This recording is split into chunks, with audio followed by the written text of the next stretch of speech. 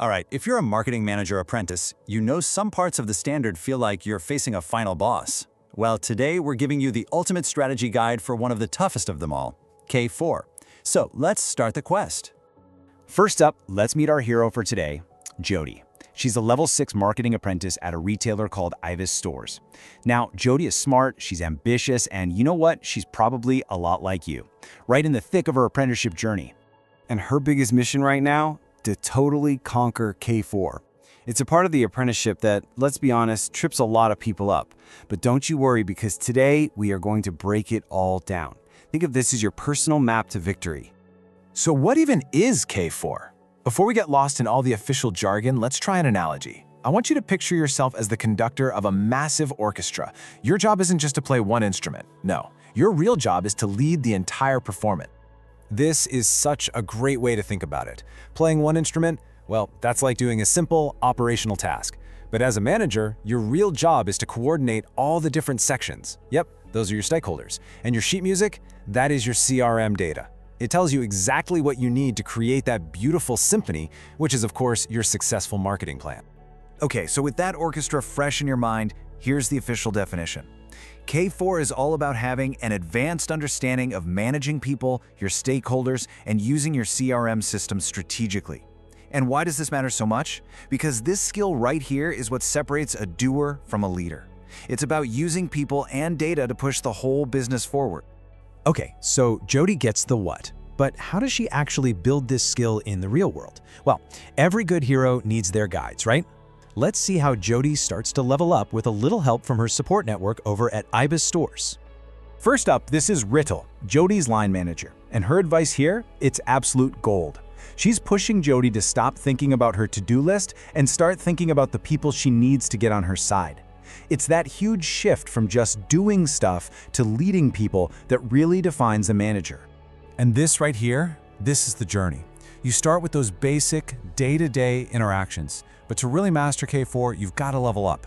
You move to strategically influencing people, then getting everyone aligned and on the same page, and finally, using that powerful CRM data to drive the big decisions.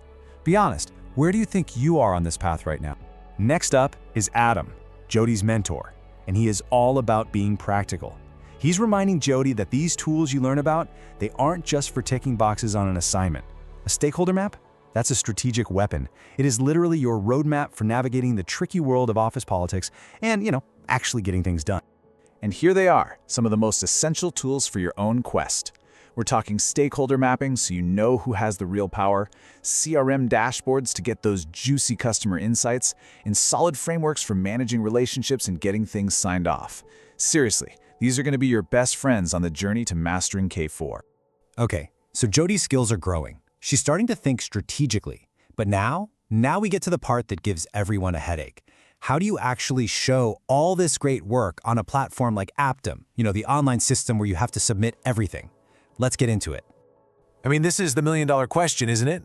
Jody asks her coach, Olivia, what so many of us have wondered. It's one thing to do the strategic thinking, but it's a completely different ballgame to actually prove your thought process in a portfolio. And this is where Olivia gives her the blueprint. Look, assessors aren't interested in a list of emails you've sent. No, they want the big picture stuff. Marketing plans that are clearly backed up by CRM data, detailed stakeholder plans, reports, presentations you've given to senior leaders. The most important thing to remember is this. If you take one thing away from this whole explainer, let it be this. Assessors are trained to spot the difference between just doing tasks and real management-level thinking. They don't want your diary. They want to see your strategy, your influence, and your impact. This is how you prove you're ready to level up. Let's make this super clear with an example. Weak evidence says, I sent an email. It's passive, it's operational, it's boring.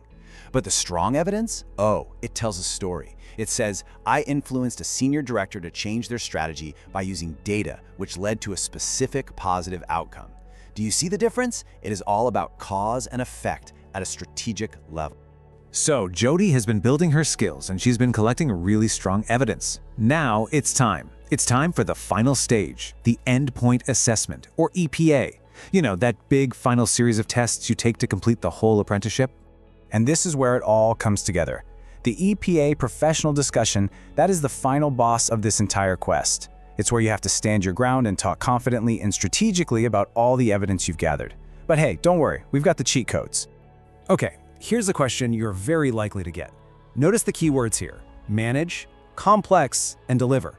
The assessor wants to hear your process. How do you navigate those tricky situations and actually get things across the finish line? Here's another classic.